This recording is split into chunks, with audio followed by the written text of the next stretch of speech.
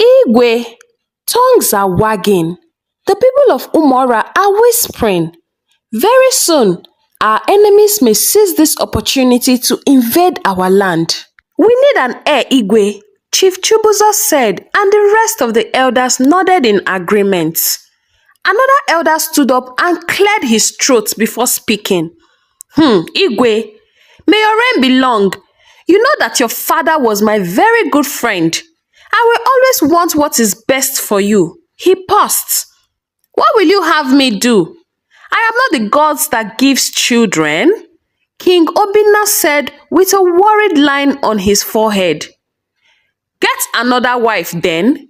The elders chorused as if they had already planned it. Tears escaped from Queen Nnena's eyes. She had been eavesdropping. She heard everything that the elders were saying, and the last sentence they made broke her heart into tiny pieces. She couldn't listen anymore. She just had to go to her chamber and cry her eyes out. Why was the gods of our land forsaking me? She asked herself in tears, as if she fell on her knees in her chamber. Queen Nnenna was the epitome of grace and dignity. She was loved by her people for her kindness, wisdom, and compassion. However, beneath her regal poise, she carried a burden, a heavy one at that. She had been married to King Obinna for 10 years, but had not been able to bear a child. The king loved Nnenna deeply, and often reminded her that her inability to conceive a child will not diminish her worth. But in a society where heirs were highly valued, whispers of the king needing another wife began to circulate among the elders and the people. King Obinna returned to his chamber that evening and met his queen already waiting for him. Queen Nnenna noticed the furrow in his brows and the heaviness in his steps.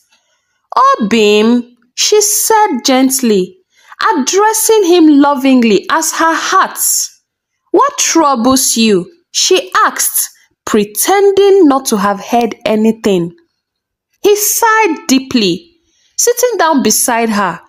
The council, Nnenna, they are insisting I take another wife to secure an heir to the throne. But how can I do such a thing when my heart belongs to you? Tears welled in Nnenna's eyes, but she blinked them away. I know you love me, my king, but the kingdom must come first. If we do not have an heir, who will continue your legacy? I have been thinking. Obinna looked at her. Nnenna, what have you been thinking? Her voice trembling. If you must marry again, let it be someone I can trust.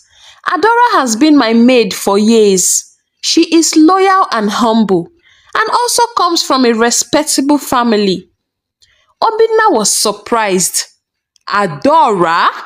Your maid? Yes, Nnenna replied firmly, though her heart was breaking. She will not try to harm me or challenge my place as your wife.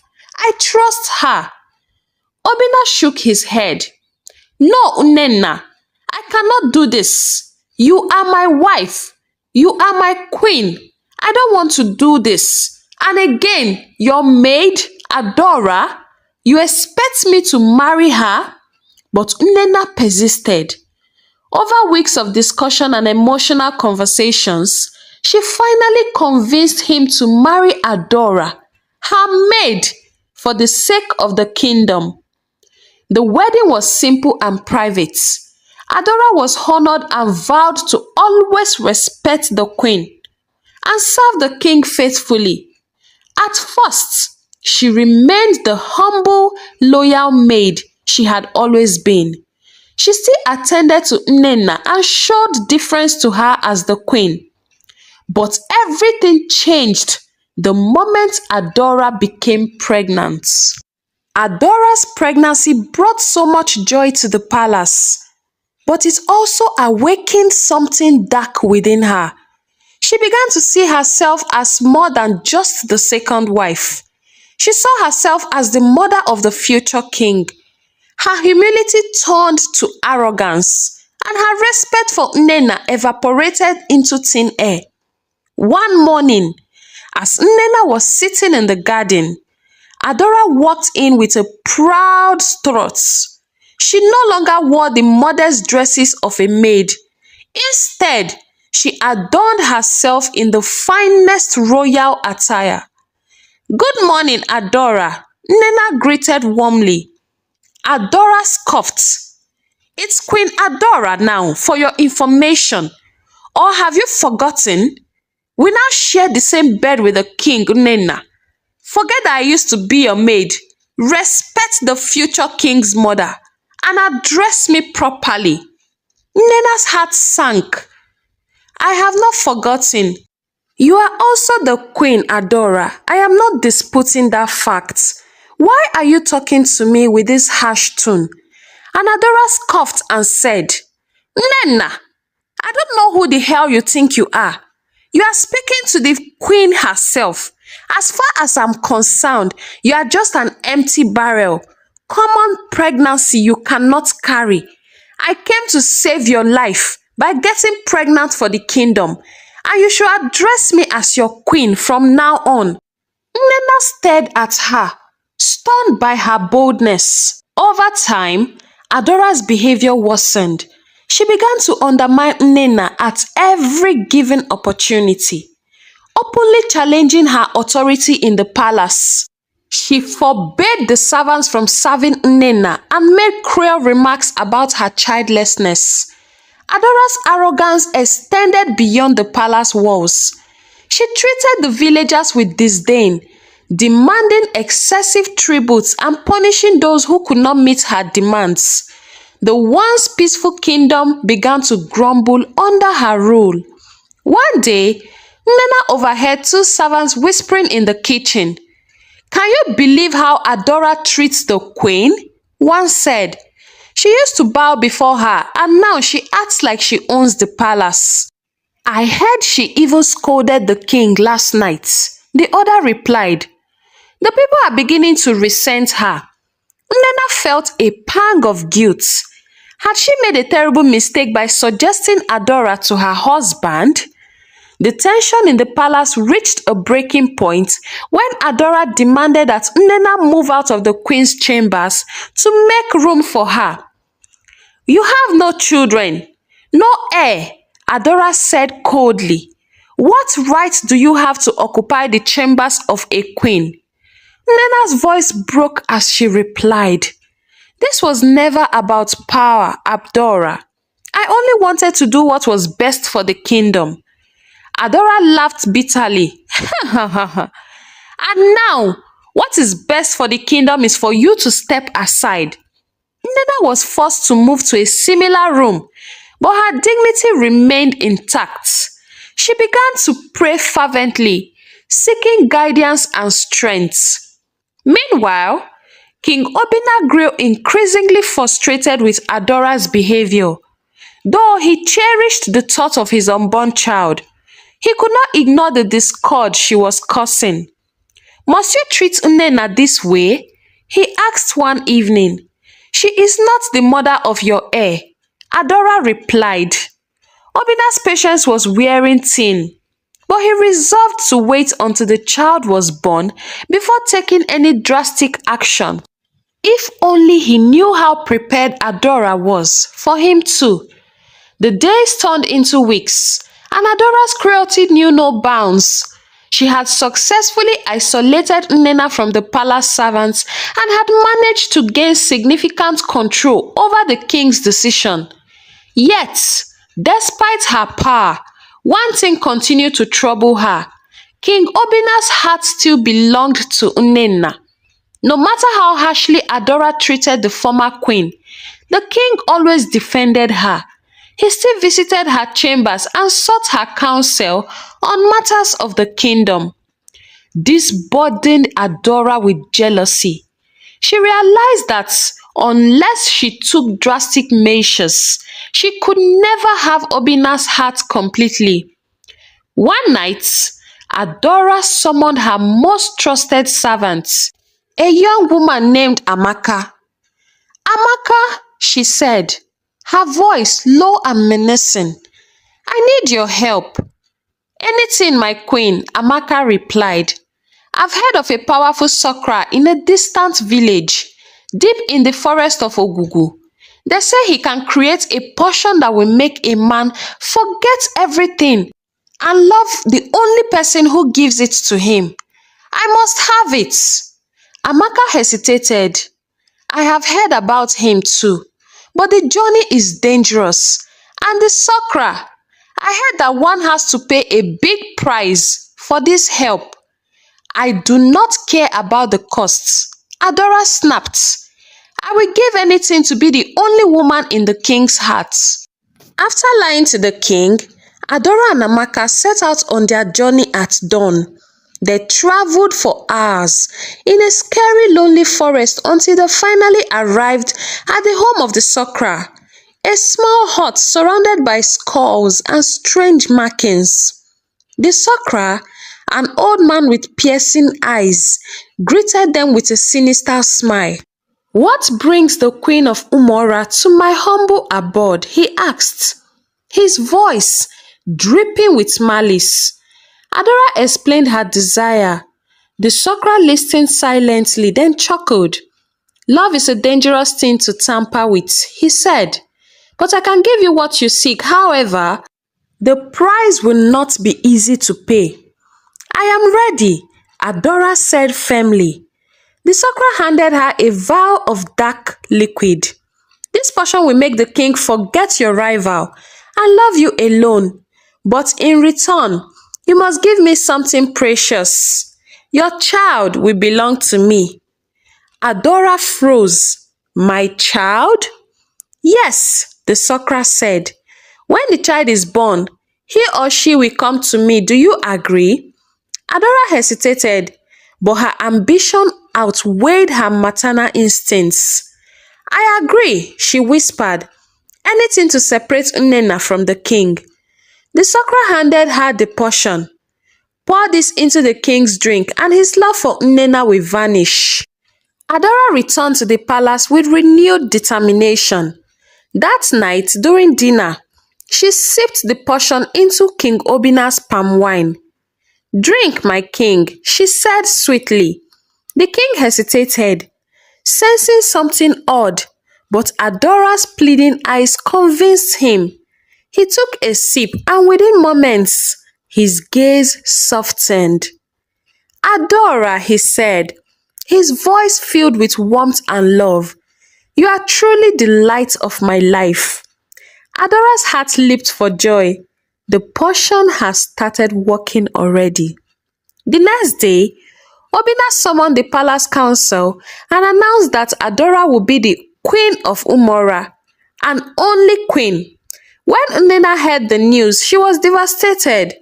The man who had once loved her unconditionally now barely acknowledged her presence. That evening, she went to the king's chambers, hoping to speak with him. My king, she said softly, why have you done this?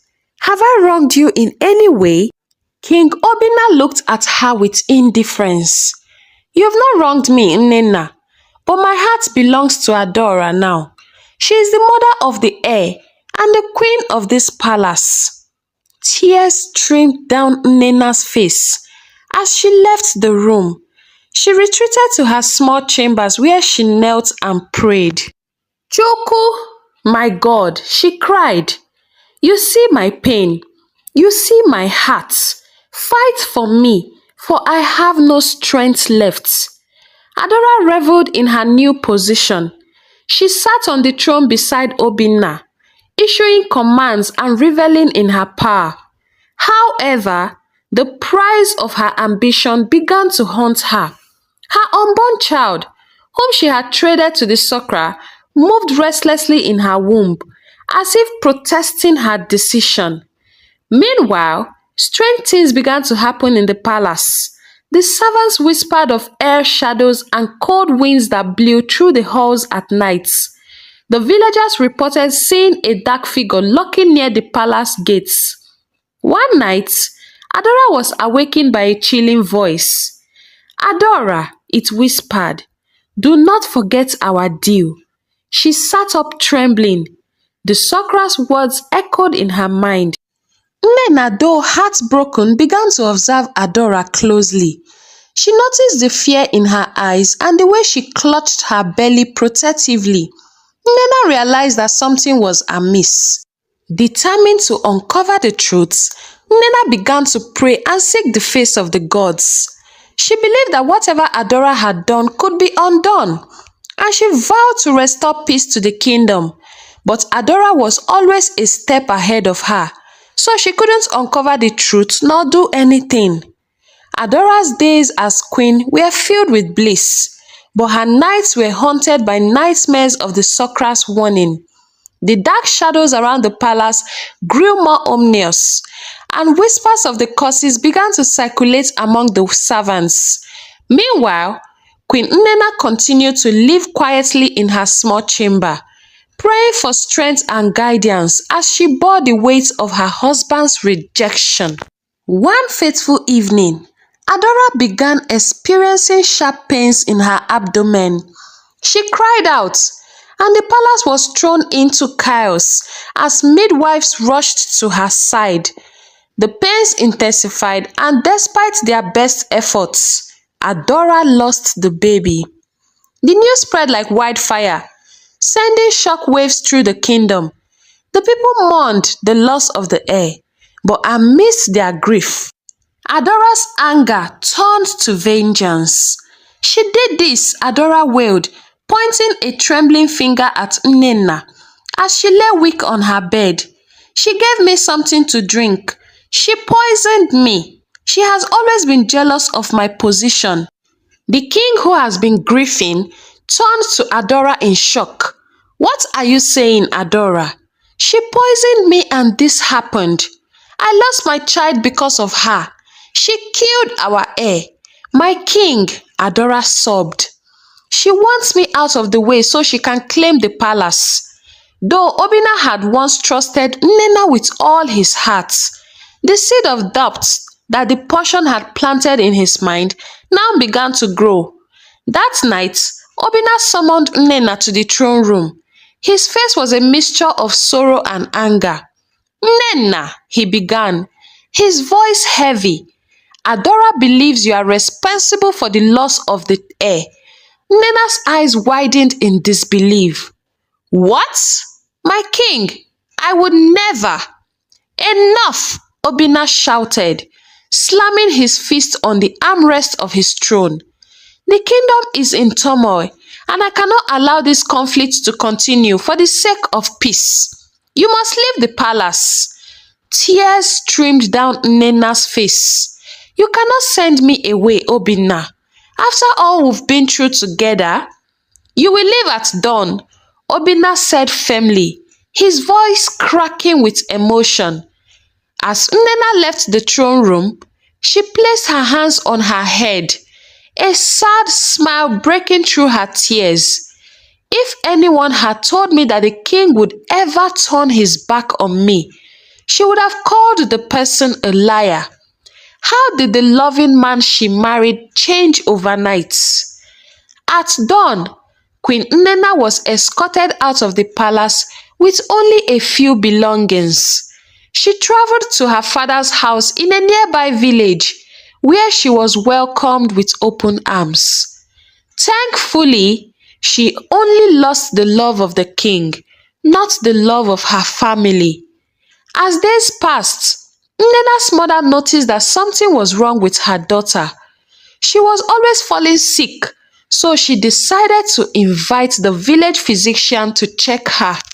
Nnenna and her family couldn't believe their ears when the village physician told her that she was pregnant. Tears streamed down her face, but this time it was tears of joy.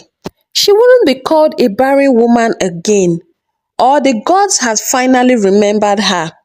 Although her heart was heavy that her husband was not there to celebrate the good news with her, the knowledge of her pregnancy gave her hope. She spent her days in prayer and reflection, preparing for the arrival of her new child.